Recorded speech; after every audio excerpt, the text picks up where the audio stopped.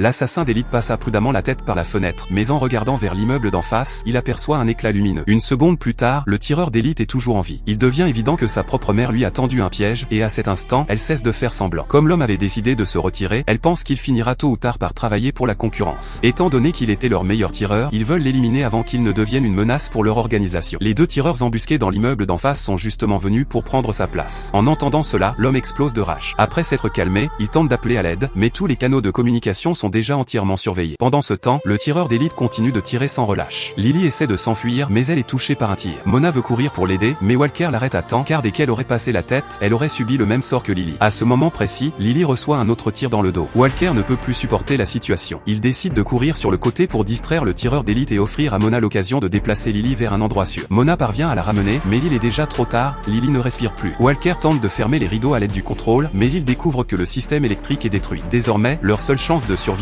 semble être le pistolet que Walker a caché dans une boîte. Alors qu'il réfléchit à la manière de le récupérer, un bruit retentit dans l'ascenseur extérieur. À cet instant, un groupe d'assassins armés en sort. Walker assemble rapidement son fusil de sniper pendant que les assaillants fouillent la pièce. Il ne le trouve pas, Walker a déjà son arme prête. Il vise immédiatement le tireur d'élite de l'immeuble d'en face et tire en éliminant l'un d'eux, mais révèle aussitôt sa position. Un groupe d'assassins se met à tirer sans interruption. En un instant, tout le bar est réduit en décombres. L'un des assaillants s'approche pour vérifier la situation. Walker lui lance un cocktail Molotov, puis les autres reprennent le tir. Mais Walker contre-attaque. En peu de temps, il élimine presque tous ses ennemis, jusqu'à ce que l'un d'eux prenne Mona en otage. Walker n'a d'autre choix que de faire semblant de lâcher son arme, mais la seconde suivante, profitant d'un moment d'inattention, il abat immédiatement l'assaillant. Une fois le danger temporairement écarté, Mona remercie Walker de lui avoir sauvé la vie, mais il lui explique qu'il a ses raisons. C'est un militaire à la retraite, ayant participé à de nombreuses guerres, et protéger les civils est devenu un réflexe pour lui. Cependant, après sa retraite, ses revenus suffisent à peine pour survivre. En entendant cela, Mona semble mieux comprendre sa situation. Elle sort ensuite une photo de sa fille. Elle pense qu'elle ne sortira probablement pas vivante de cet endroit, et décide donc d'aider Walker de toutes ses forces. Elle lui demande seulement que, s'il survit, il élève sa fille de 8 ans. À peine ont-ils terminé leur conversation qu'un autre groupe d'assassins sort de l'ascenseur.